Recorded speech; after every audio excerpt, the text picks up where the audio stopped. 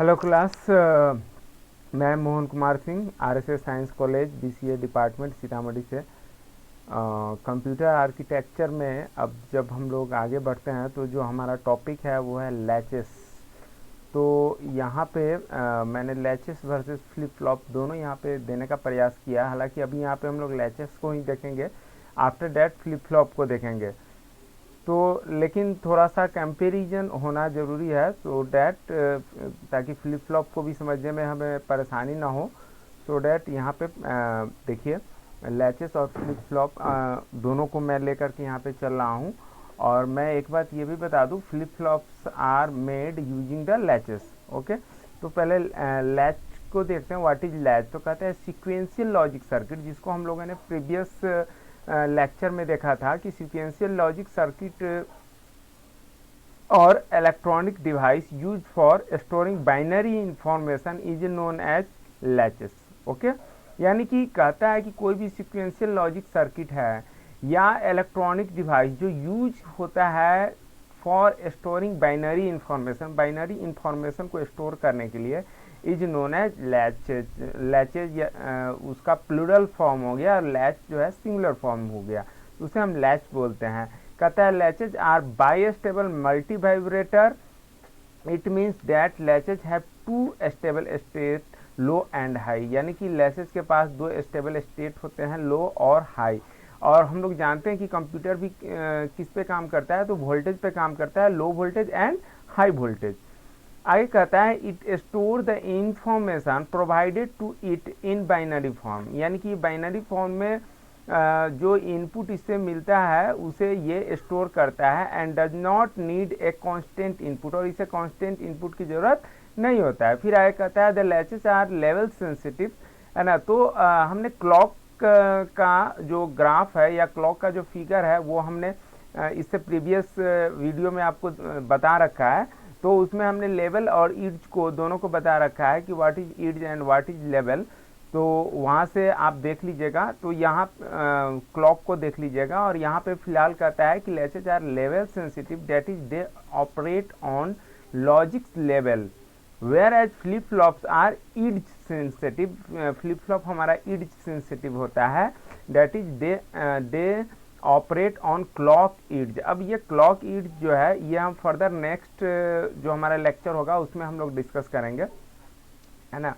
फिर आगे कहता है difference between latches and flip flop. तो कहता है both latches and flip flop are memory elements. ये क्या है? मेमोरी एलिमेंट्स है, use to design sequential circuit. Sequential circuit को डिजाइन करने के लिए इसका इस्तेमाल किया जाता है to store binary information. One flip flop and latches, मतलब एक फ्लिप फ्लॉप और एक लैच स्टोर वन बीट को स्टोर करता है।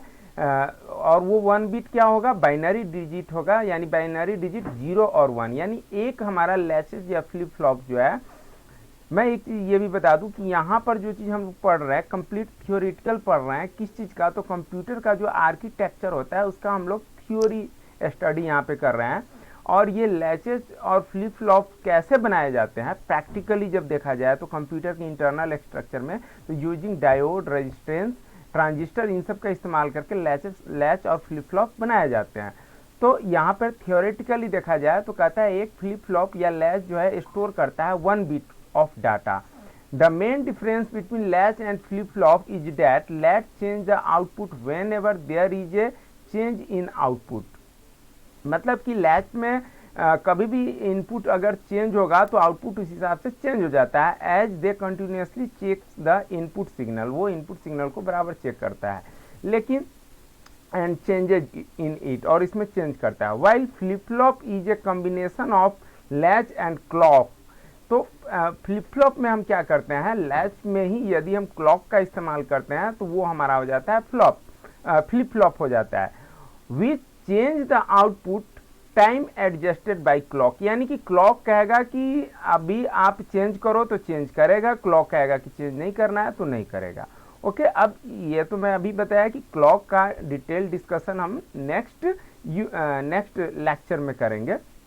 Okay, by the checking continuously the input signal and changes in it. यानी कि फ्लिप फ्लॉप भी इनपुट सिग्नल को चेक करता है, लेकिन वो चेंज कब होगा, उसके आउटपुट चेंज कब होंगे, तो जब उसे क्लॉक जब उसे एनेबल करेगा चेंजेज होने के लिए तभी वो चेंज होगा, अदरवाइज वो चेंज नहीं होगा। यानी क्लॉक ने कहा कि रेस्ट है, ऐसे समझिए तो रेस्ट है, और क्लॉक ने कहा कि वर्क कंटिन्यू करने को, तब ये इनपुट्स को लेगा और उस हिसाब से आउटपुट को चेंज करके देगा। ओके, तो मेजर डिफरेंस देखा जाए तो लैच में क्लॉक नहीं होता है और फ्लिप फ्लॉप में क्या होता है, हमारा क्लॉक लगा होता है, बट दोनों लैच ही होता है।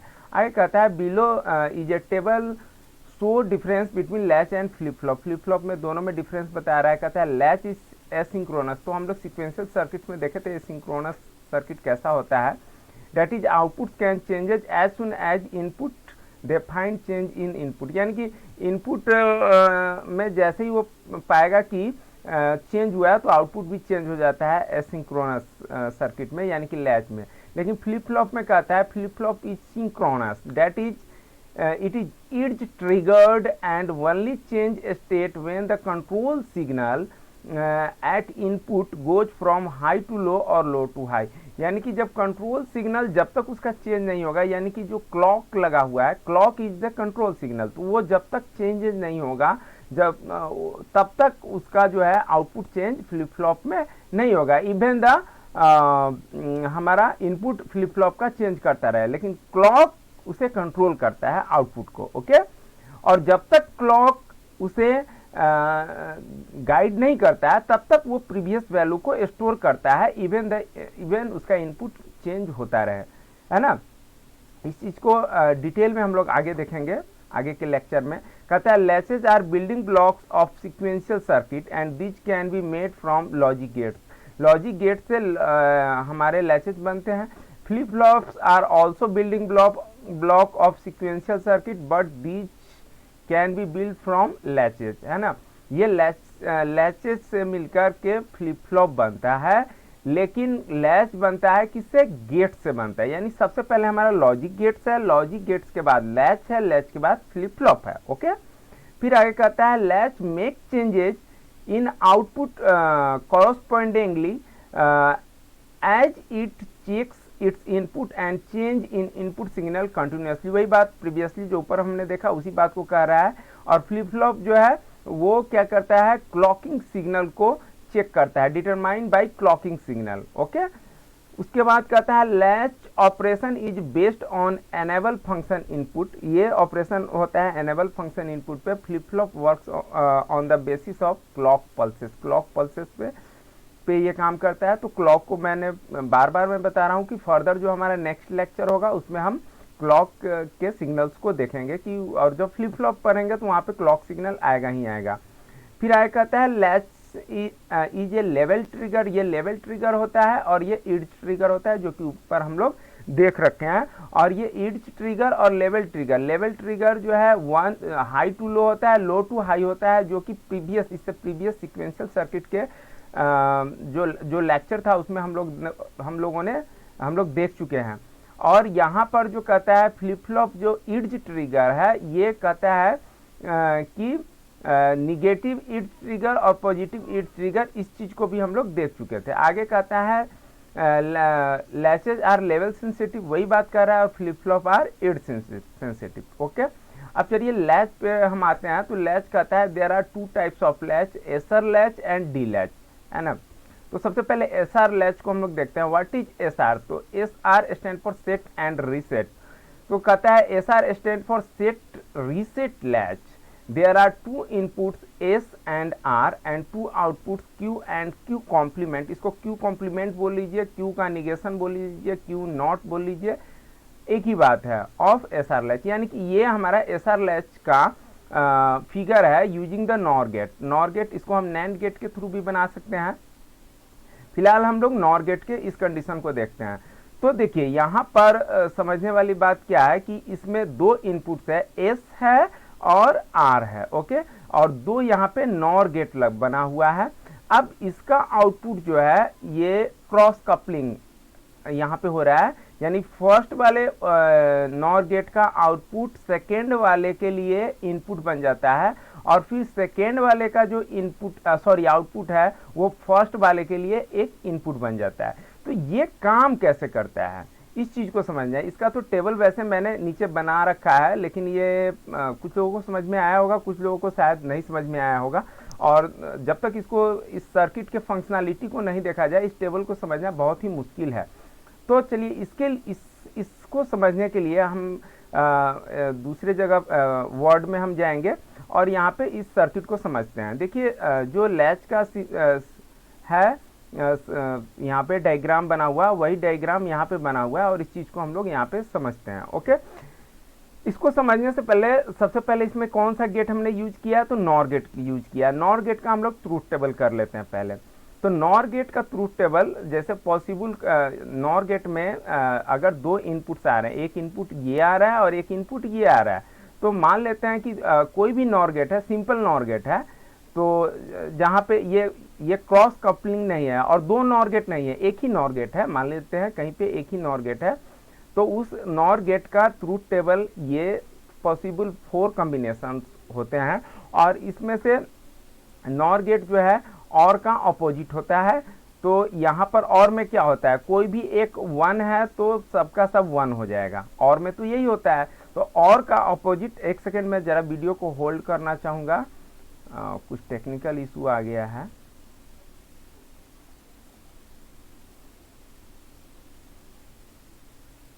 ओके, एक बार मैं कंफर्म हो लूँ। ओके, चलिए रिकॉर्डिंग चालू है।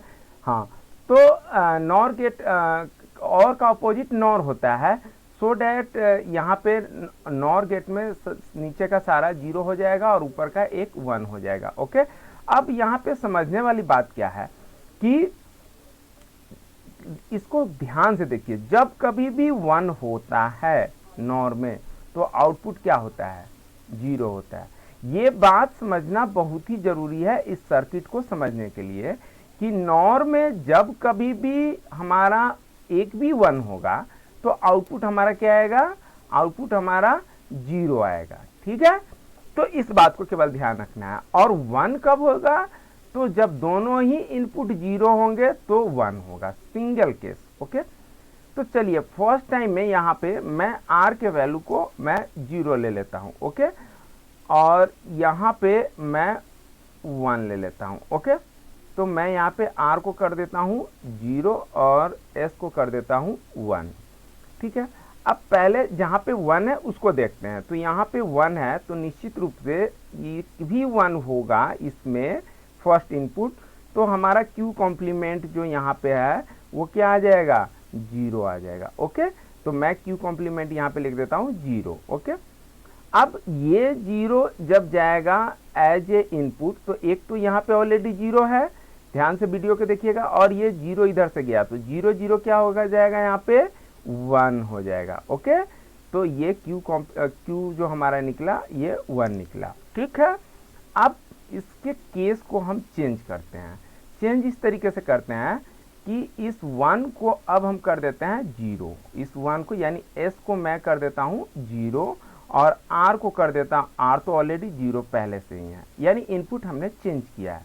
अब हम लोग कंसीडर करते हैं what could be the output. Okay, अब इस आउटपुट को मैंने चेंज नहीं किया है, ये आउटपुट आ रखा है पहले से इससे प्रीवियस स्टेट का, और नेक्स्ट स्टेट में क्या हो रहा है कि अब देखिए, अब ये 1 जो है इधर आएगा इनपुट, और ये इधर से 0 गया, तो 1 जब इधर से आया तो ये क्या हो जाएगा, ऑलरेडी फिर से 0 हो जाएगा, तो हमारा Q कॉम्प्लीमेंट जो हमारा वो 0 हो गया। ठीक है, और ये 0 जब फिर इधर से गया तो ये फिर क्या आ गया, 1 आ गया। यानी कि हमने इनपुट्स को चेंज किया है, इनपुट्स को हमने चेंज किया है, तो हमारा आउटपुट में कोई चेंजेस नहीं आ रहा है।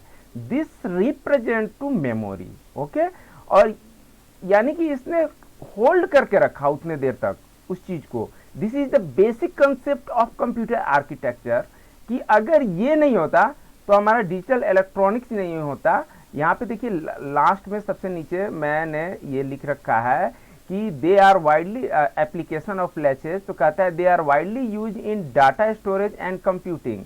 इन शॉर्ट में देखा जाए, no latches and flip flops equal to no digital electronics and computer. यानी कि अगर लैच हमारा नहीं हो, फ्लिप फ्लॉप नहीं हो, तो हम डिजिटल इलेक्ट्रॉनिक्स और कंप्यूटर का कल्पना ही नहीं कर सकते हैं। क्योंकि हम लोग जानते हैं कि कोई भी चीज़ जब कंप्यूटर में डालते हैं तो कंप्यूटर उसे स्टोर करता है, सेव करके रखता है, मेमोरी में सेव करके रखता है, और तब तक सेव करके रखता है जब तक कि कुछ नया इनपुट उसमें ना डाला जाए। ओके, तो चलिए वापस हम लोग आते हैं यहाँ पे और दूसरा केस देखते हैं। अब हम क्या करते हैं कि हमने r को 0 किया और s को 1 किया, यानी s के वैल्यू को चेंज किया। अब हम लोग क्या करते हैं, r के वैल्यू को चेंज करते हैं, यानी r को कर देते हैं 1, और ये आउटपुट मैं अब हटा देता हूँ। इस केस को हम लोग देख चुके हैं। अब दूसरे केस में चलते हैं, है ना। तो दूसरे केस में हमने क्या कर दिया है, r को 1 किया है और s को क्या किया है, 0 किया है। ओके, तो जैसे ही हमारा r 1 है तो निश्चित रूप से ये वाला जो वैल्यू है ये हमारा क्या आ जाएगा, 0 आ जाएगा। ठीक है, यानी कि q हमारा 0 आ जाएगा। ओके, अब ये 0 जो है एज ए इनपुट यहाँ जाएगा, तो 0 0 यानी q कॉम्प्लीमेंट हमारा क्या आएगा, q कॉम्प्लीमेंट हमारा आ जाएगा 1।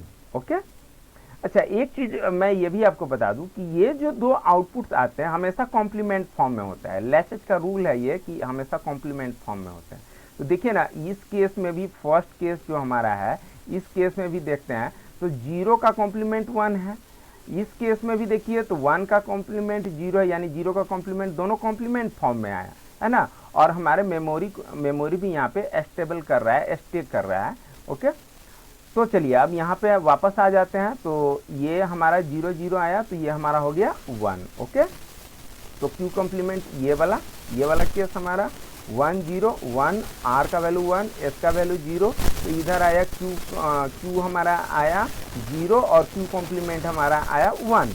After that I change the value of r from 1 to 0। इसको मैं 0 करता हूँ, यानी r के वैल्यू को 0 करता हूँ और s के वैल्यू को जैसे के तैसे रहने देता हूँ, यानी s के वैल्यू में कोई चेंजिंग नहीं करता हूँ। और इनपुट चेंज हो गई है हमारी। तो let us see what could be the output. जब हमारा इनपुट चेंज हुआ है यहाँ 0, तो यहाँ से ये वाला वर्क करेगा और ऐसे भी इधर से 1 है, तो पहले 1 वाले को देखते हैं। तो ये 1 जाएगा और 0 जाएगा, तो 1 जैसे ही आएगा नॉर गेट में तो आउटपुट हमारा 0 ही होगा। और फिर ये 0 जब इधर आएगा तो 0, पहले से इसमें तो चेंजिंग हमने नहीं करी है, तो ये 0 और 0, ये 0 0 का केस नॉर गेट में 1 आएगा। वापस हम लोग देखते हैं कि हम लोगों ने r के वैल्यू को, इनपुट को चेंज किया है, तो फिर से ये मेमोरी को रिटेन कर रहा है, यानी प्रीवियस वैल्यू को रिटेन कर रहा है। ओके, है ना। तो दिस इज ऑल्सो मेमोरी। ठीक है, तो this one is the case 1। ये ऊपर वाला मैंने पर्पल कलर से कलर कर रखा है, ये केस 1 है और ये केस दूसरा है, और हर केस में 2 केस बनते हैं। अब तीसरे केस पे हम लोग चलते हैं। यहाँ पे हम लोग डालते हैं 1 और फिर यहाँ पे भी डालते हैं 1, तो 1 1 डालते हैं। अब मैं सारे ये वैल्यूज को मैं इरेज कर देता हूँ यहाँ से। अब हमारा दोनों इनपुट r का वैल्यू भी 1 है और s का वैल्यू भी 1 है। ओके, तो जब दोनों में एक एक इनपुट 1 गया तो निश्चित रूप से ये भी क्या हो जाएगा, 0 हो जाएगा और इसका भी आएगा 0, यानी कि q भी हमारा 0 आएगा और q कॉम्प्लीमेंट भी हमारा 0 आएगा। अब देखिए, रूल कहता है कि ये जो आउटपुट्स आएंगे कॉम्प्लीमेंट फॉर्म में आएंगे। किस फॉर्म में आएंगे, कॉम्प्लीमेंट फॉर्म में। और जब ये कॉम्प्लीमेंट फॉर्म में आएगा तो इन दिस सिचुएशन आप देखिए, क्या ये फॉलो कर रहा है कि कॉम्प्लीमेंट फॉर्म में है, 0 और 0 नहीं है, तो so that this one is the invalid state. ये स्टेट ऐसा नहीं होता है और ये पॉसिबल नहीं है। ओके, अब इसके फर्दर आगे जब हम लोग करते हैं, इसमें आगे बढ़ते हैं। अब किसी एक को हम 0 कर देते हैं, यानी कि s को ही चलिए 0 कर देते हैं और तब देखते हैं कि क्या होता है। s को हम लोग 0 कर देते हैं, s को 0 कर दिया, r को हमने 1 रहने दिया। तो r को 1 रहने दिया हमने और s को कर दिया 0। अब यहाँ से 0 0 आ रहा है तो यहाँ पे अब क्या होगा, q कॉम्प्लीमेंट हमारा 1 हो जाएगा, यानी कि q कॉम्प्लीमेंट हमारा 1 हो जाएगा। और जब ये 1 इधर से गया तो यहाँ पे हो गया फिर 1 1 का केस, और 1 1 के केस में आ गया 0। तो ऐसे भी देखिए, जब इनपुट्स इस केसेस में 1 1 के केस में जब हमने इनपुट्स को चेंज किया तो ये प्रीवियस वैल्यू को रिटेन नहीं किया। ओके, तो सो डैट देखिए लैचेस तो ये तो है, ऊपर वाले जो दो केसेस हमने देखे हैं इन केसेस में मेमोरी को ये रिटेन करता है, प्रीवियस वैल्यू को रिटेन करता है, लेकिन यहाँ 1 1 के केस में नहीं करता है। ओके, इस बात को समझ गए। चलिए अब वापस मैं टॉपिक पे आता हूँ। तो हम लोग कहाँ पर थे, यहाँ पर थे। तो देखिए अब इस टेबल को आप इजीली हम लोग समझ लेंगे। देखिए यहाँ पर देखिए क्या क्या कहता है कि 0 एंड 1, इसका समरी जब हम लोग निकालेंगे तो 0 एंड 1, तो 0 एंड 1 1 0 होता है। देखिए 1 0 0 एंड 1, और 1 0 करने पे भी 1 0 1 0 करने पे भी 0 1 आ रहा है। ओके, और 0 0 पे क्या होता है, होल्ड स्टेट होता है, यानी 0 0 जब भी हम करते हैं तो हमारा क्या होगा कि प्रीवियस वैल्यू को रिटेन कर रहा है। यहाँ पे भी इस वाले वैल्यू को यहाँ रिटेन कर रहा है और यहाँ पे भी रिटेन कर रहा है, यानी कि ये जो तो केसेस है ये होल्ड स्टेट है, और 1 1 जो है प्रोहिबिटेड स्टेट है, यानी कि इसके ऐसा इनवैलिड है, ऐसा हो नहीं सकता है, और जो हमारा लैचेज है वो वैसे कंडीशन में वर्क कर ही नहीं सकता है ना। तो इसी का डिस्क्रिप्शन यहाँ पे दे रखा है, जो ये सारी बातें हैं, और मैंने डिटेल में तो आपको फिगर से सर्किट का जो कैसे वर्क कर रहा है ये तो मैंने समझा ही दिया। तो अब हम लोग आगे चलते हैं। There is why this state is known as invalid और प्रोहिबिटेड स्टेट, यानी कि 1 1 का जो केस कर रहा है एस इक्वल टू 1 और आर इक्वल टू 1, इसी बात को यहाँ पे कहा जा रहा है। ठीक है, तो इसको सोल्व करने के लिए डी लैच, इसको डाटा लैच भी बोलते हैं और इसको ट्रांसपेरेंट लैच भी बोलते हैं। कहता है D latch stand for data latch.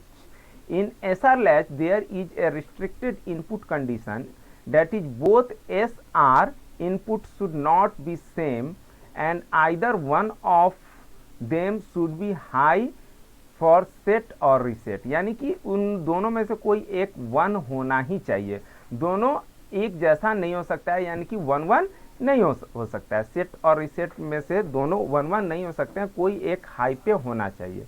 To avoid this problem, इस प्रॉब्लम को अवॉइड करने के लिए an inverter is connected, inverter का मतलब not gate, with R input of S R latch या सेट रिसेट लैच भी इसको बोलते हैं, and then both inputs are combined together sorry यहाँ पे 2 होगा, to form a single input D, यानी कि डाटा इनपुट। ओके, तो इसको हम लोग समझ लेते हैं कि ऐसा सिचुएशन में, अब डी लैच को यहाँ समझ लेते हैं। चलिए अगर मान लेते हैं डी का वैल्यू, डी में हमने पास कराया 1। ओके, तो जब डी में 1 कराएंगे तो ये मान ऊपर वाला हमारा आर है, नीचे वाला एस है, तो ये 1 होगा तो ये क्या हो जाएगा, 0 हो जाएगा, यानी डी में यदि हम 1 डालते हैं तो अब एक ही इनपुट जा रहा है। ओके, तो हमारा आर का वैल्यू हो गया 1 और एस का वैल्यू हो गया 0। और जैसे ही आर का वैल्यू 1 होगा तो ये वाला क्या हो जाएगा 0, क्यू हो जाएगा हमारा 0, और ये 0 इधर गया तो 0 0 का हो गया, क्या हो गया 1, है ना। और फिर उसी तरीके से इसके इनपुट्स को भी अब चेंज करेंगे, है ना। 0 1 के केस में कर लेंगे, इसको 0 किया और इसको भी 0 किया, तो 0 0 के केस में तो हम लोग देख ही चुके हैं। जैसे फिर से देख लीजिए, जैसे ये 1 है हमारा, और ये हमारा 0 है। ओके, अब यहाँ से ये 0 0 आ रहा है तो ये हमारा 1 हो गया, नहीं ये तो केस होगा नहीं यहाँ पे, है ना, ये केस यहाँ पे नहीं होगा।